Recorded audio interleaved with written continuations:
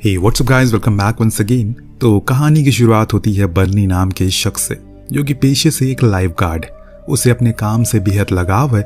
आज बर्नी और उसके दोस्त कर्स एक ब्लाइंड डेट पर जा रहे हैं, जहां उसे मिलने के लिए दो लड़कियां आई हुई हैं, जिसमें बर्नी के साथ वाली लड़की का नाम मारियाना है और वो उसे पहली नजर में बेहद पसंद आ गई। इसीलिए दोनों ही खूब बातें करते हैं और इस सिलसिले को बर्नी यही नहीं खत्म करना चाहता।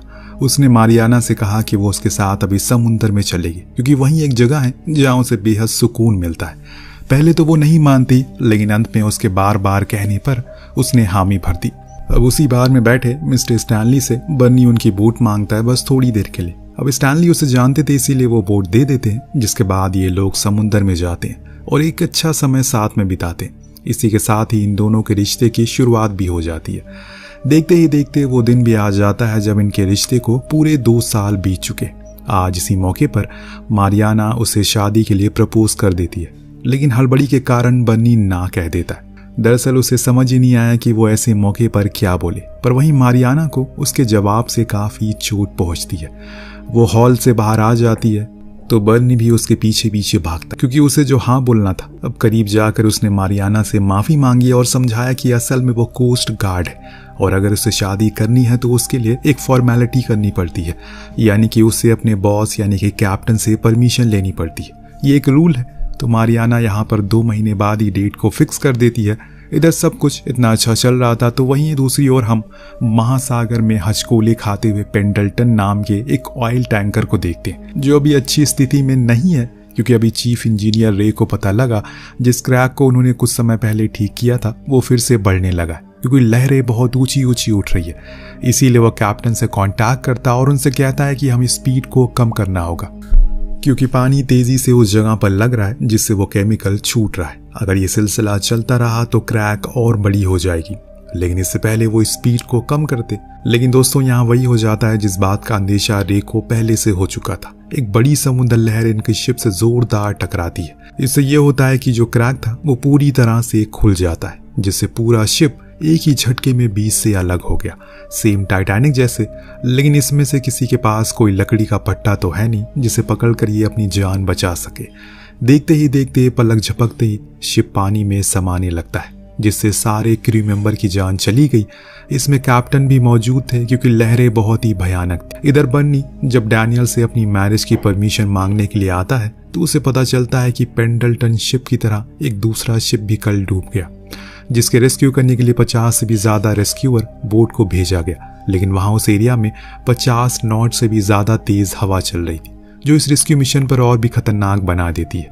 लेकिन यहाँ हैरानी की बात यह थी कि डैनियल बर्नी को उसकी शादी के लिए ना कर देता है। एक तो वो पहले से इतना परेशान है, ऊपर से बर्नी अपनी शादी के लिए आ गया। इसी गुस्से में वो उसे एक फिशरमैन के पास जाने का ऑर्डर देता है, जिसकी बोट समुद्र में बह गई। अब बर्नी के परमिशन ना मिलने पर दूसरी ओर खड़ा सीनियर पैन उसे ताने मारता है, क्योंकि वो काम करते टाइम अक्सर रूल को ब्रेक करता है। लेकिन आज वो शादी की परमिशन लेने के लिए यहाँ पर आए, जो कि कोई नहीं लेता।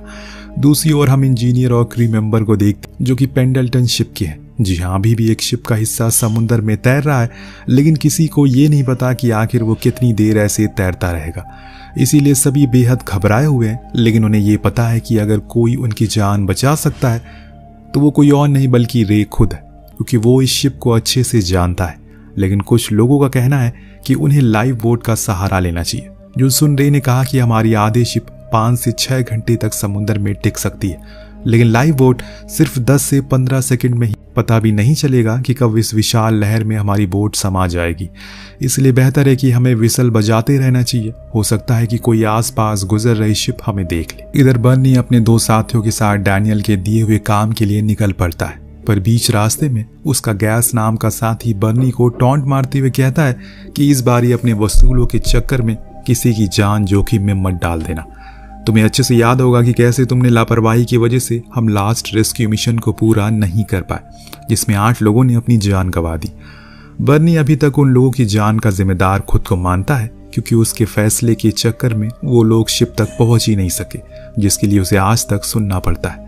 इस बीच काल नाम के आदमी को हम देखते हैं जो सो रहा था, लेकिन तभी उसे पेंडल्टन शिप की विसल यानी कि सीटियां सुनाई देती है, जो कि समुद्र की बड़ी बड़ी लहरों के बीच से उछल रहा था। इस बारे में वो कोस्ट गार्ड को इत्तिला करता है, लेकिन वहां से उसे कोई जवाब नहीं मिलता। इधर शिप के लोग अब पूरी कोशिश कर रहे हैं कि शिप के पंप को किसी भी तरह से बचा ले, क्योंकि अगर उसमें पानी चला गया तो इनकी बची कुछ शिप की लाइट चली जाएगी, फिर तो और भी मुसीबत होने लगेगी। इस बीच रे समुद्र में एक लाइफ बोट डालकर चेक करने की कोशिश करता है क्या वो इस चीज को कर सकते हैं, लेकिन पानी में जाते ही वो बोट पल भर में गायब हो जाती है। इसीलिए सभी को अब रे की बात पर यकीन हो जाता है। यहाँ बर्नी उस फिशरमैन के पास पहुंच गया उसकी मदद करने के लिए, लेकिन इतने में उसके पास घबराया हुआ कार्ल आता है, जिसने बताया कि उसने अभी कुछ देर पहले पेंडल्टन शिप की विसल की आवाज सुनी, जिसका मतलब ये है कि अभी भी कुछ लोग उसमें जिंदा है। अब ये सुनते ही बर्नी फौरन ऑफिस पहुंचता है और डैनियल को इस बारे में इत्तला करता है, लेकिन अब उसके पास कोई भी रेस्क्यूअर नहीं है जिन्हें तजुर्बा हो सिवाय बर्नी के, और इसीलिए वो उसे इस मिशन का इंचार्ज बनाता है और कहता है कि इस बारी कोई भी ऐसा मौका मत देना जिससे तुम खुद को और फिर से हमेशा के लिए कोसते रहो। यानी कि इस बारी ये मिशन बर्नी के हाथ में है, जिसके लिए वो अपने साथ 3 लोगों की टीम बनाता है, जिसमें होते हैं एंड्रयू, अरविन और रिचर्ड। गैस को उसने इसलिए नहीं लिया क्योंकि उसकी तबीयत ठीक नहीं है, पर उसे लगता है कि वो उसे जानबूझकर नहीं ले जा रहा है, इसीलिए यहाँ भी वो उसे खरी खोटी सुनाता है। पर अभी बर्नी का पूरा फोकस इस मिशन पर है, क्योंकि वहाँ रे और उसके लोगों के पास बहुत ही कम समय बचा है। आने वाले समय में क्या होगा किसी को कुछ पता नहीं है। जाने से पहले बर्नी शेल्टन और बाकी फिशरमैन से मिलता है ताकि उनसे थोड़ा तजुर्बा ले सके। वो सभी उसे वार्न करते हैं कि ये इतना आसान नहीं है जैसे कि वो सोच रहा है, क्योंकि जिन लहरों के कारण उसका पिछला मिशन फेल हुआ था उससे भी विशाल तूफान है ये, इसीलिए मेरी बात मानो और इनकार कर दो जाने से।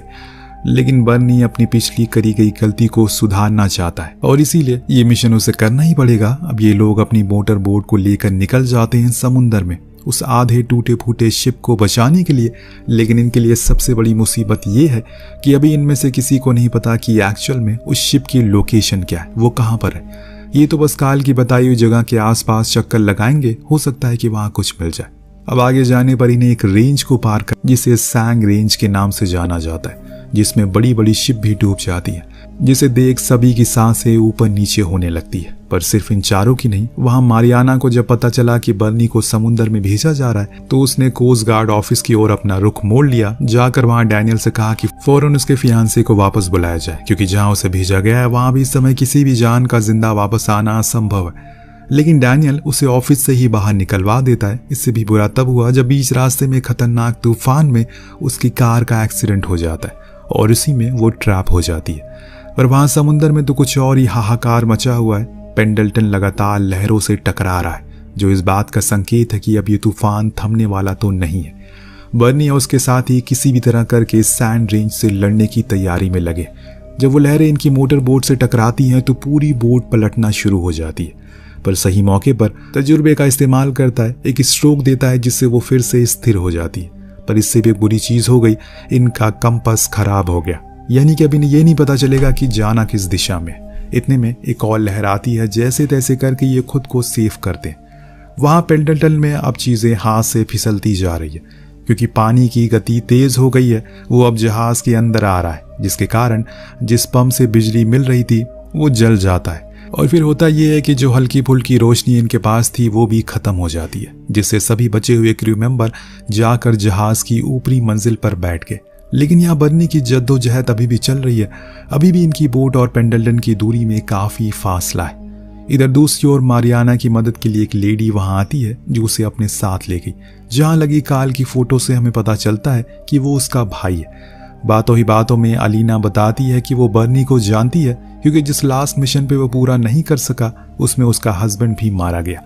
लेकिन इसके लिए उसने कभी भी बर्नी को जिम्मेदार नहीं ठहराया, क्योंकि उसे पता था कि जिस मिशन को वो पूरा करने गया है वो असंभव था। इतने बड़े तूफान में किसी को रेस्क्यू कर पाना आसान नहीं होता। उसकी बातों से मारियाना को बर्नी के प्रति सहानुभूति और ज्यादा बढ़ जाती है। वो उसे और प्रेम और स्नेह से देखने लगती है। इतने में वहां पर काल आ जाता है तो अलीना कहती है कि वो जाकर मारियाना की कार को टो करके उसे घर पहुंचा दे। इसके लिए मारियाना उसका शुक्रिया करती है। इधर समुद्र में अभी भी बर्नी और उसके साथी लहरों के साथ आगे बढ़ रहे थे, क्योंकि उन्हें दिशा का कोई अंदाजा नहीं है। तो वहां शिप पर अंधेरे के साए में सभी उम्मीद का दीप जलाए बैठे हुए। कब उनकी मौत आ जाए उन्हें कुछ भी पता नहीं है। वो ऐसे दर्दनाक मौत तो नहीं मरना चाहते। लेकिन जब तक ऊपर वाला राजी नहीं होता तब तक आपको कुछ नहीं हो सकता। जी हाँ, ये सच भी है, क्योंकि तभी वहां पर एक लाइट आती है जो कि बर्नी की बोट की थी। उन्होंने जैसे तैसे करके पेंडल्टन शिप को फाइनली ढूंढ ही लिया। पर अभी खुश होने की जरूरत नहीं है, क्योंकि एक और मुसीबत है बर्नी के सामने। जब वो ऊपर देखता है तो वहां तकरीबन 40 लोग थे, जिन्हें इस छोटी सी बोट पर एक साथ बैठाना बहुत मुश्किल है। इसलिए वो हेडक्वार्टर कॉल लगाता और उन्हें पूरी सिचुएशन समझाता है। तो वो ऑर्डर देते हैं कि वो भी जितने लोग हो सके उतनी बचा ले। इसके बाद वो दूसरी शिप को भेज रहे, लेकिन अभी उसमें थोड़ा समय लगेगा, जो कि इन लोगों के पास है नहीं, क्योंकि पेंडल्टन शिप अब कुछ ही मिनटों का मेहमान बना है। इसीलिए आज एक बार फिर से बर्नी ऑर्डर को नजरअंदाज कर देता है और खुद की दिल की सुनता है, जो कह रहा है कि सभी को बैठा लो, जो होगा वो देखा जाएगा। इसीलिए उसने रे से कहा कि सभी को नीचे कूदने को कहो, जो सुनते ही एक एक करके लोग जम करने लगते और इस हड़बड़ी में कुछ लोग मारे भी जाते। पर 32 लोग को वो अपनी बोट पर बैठाने में सफल था। तो पहले स्टेप को पार कर गया, लेकिन अब दूसरी चीज है कि वो उन्हें लेकर जाएगा कहाँ, क्योंकि कंपास तो उसका खराब हो गया है। उसकी इस हालत को देखकर रे ने पूछा कि अगर तुम्हारे पास कंपास नहीं था तो तुमने हमें ढूंढा कैसे? तो बर्नी ने जवाब में कहा, बस किस्मत और ऊपर वाले के भरोसे से मैं लहरों के सहारे से आगे बढ़ रहा था। जो सुन रे ने बोला कि ठीक है, एक बार फिर से अपनी किस्मत पर दाव खेलो और बोट को लहरों के भरोसे छोड़ दो। जितने भी यहाँ बैठे हैं ये मौत से नहीं डरते, क्योंकि इन्होंने मौत को बहुत ही नजदीक से देखा है। अगर लड़कर मरेंगे तो इसमें कोई भी शर्म नहीं है। उनका हौसला देख बर्नी ने वही किया जो उसे सही लगा। बोट को लहरों के भरोसे छोड़ दिया। इधर जितने भी लोग इस समुद्र में फंसे हैं, उनके परिवार वाले काल के घर के पास इकट्ठा हो जाते, क्योंकि सबसे करीब वही था। महासागर में इन सभी को पता लगा कि उन लोगों ने कंपास को खो दिया, इसीलिए इन्होंने अपनी कार की हेडलाइट को ऑन कर दिया ताकि उन्हें दिशा का अंदाजा हो सके। इसमें अलीना भी थी, जो कि रो रही थी, क्योंकि ऐसा ही कुछ उसके हस्बैंड के साथ हुआ था। लेकिन आज वो मारियाना को उसका प्यार खोने नहीं दे सकती।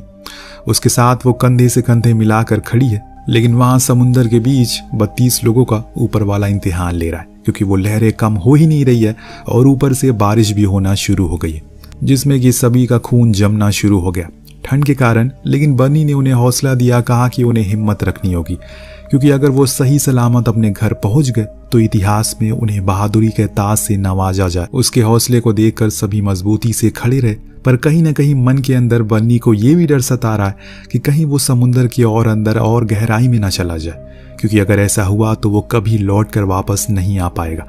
क्या उसे ये निर्णय सही था? इन सब सोच में वो डूबा हताश ऊपर वाले को याद कर रहा है कि तभी उसे दूर से एक उम्मीद की ज्वाला नजर आती है। जी हाँ, ये वही कार की हेडलाइट थी, जिसे देख बर्नी के अंदर फिर से उम्मीद की लहर जाग उठी। उसने सभी को उस ओर देखने को कहा, जिससे कि उसके अंदर जीने की उम्मीद जाग गई। वो उसी दिशा की ओर बढ़ना शुरू हो गया और जब करीब पहुंच जाता है तो खुद की बोट की लाइट को भी जला देता है, जिसे देख पूरे टाउन के लोगों में खुशी की लहर दौड़ उठती है। दुनिया भर की मीडिया वहां मौजूद थी, जो बर्नी और उसके साथ 32 लोगों की फोटो को क्लिक करती है। उन सर्वाइवर के परिवारजनों के लिए बर्नी किसी फरिश्ते से कम नहीं था, क्योंकि उसे हर किसी ने मना किया था उसे वहां जाने के लिए, लेकिन उसने ठाना और करके दिखा दिया और निकाल लिया उन लोगों को मौत के मुंह से। जमीन पर आने पर सबसे पहले बर्नी मारियाना को गले से लगाता है, उसे किस करके सॉरी कहता है, क्योंकि उसकी वजह से वो बहुत परेशान थी इस रेस्क्यू मिशन के लिए। बर्नी और उसके साथ के 3 साथियों को ब्रेवरी अवार्ड से नवाजा जाता है, क्योंकि ये अभी तक के अमेरिका का इतिहास में सबसे बड़ा रेस्क्यू मिशन था, जिसे सिर्फ एक छोटी सी बोट से पूरा किया गया, जो कि काबिले तारीफ थी। और इसी के साथ ये कहानी यहीं पर खत्म हो जाती है। तो आपको कहानी कैसी लगी हमें कमेंट करके जरूर बताएगा। मिलते हैं अगली वीडियो में। Thank you so much watching. Peace out.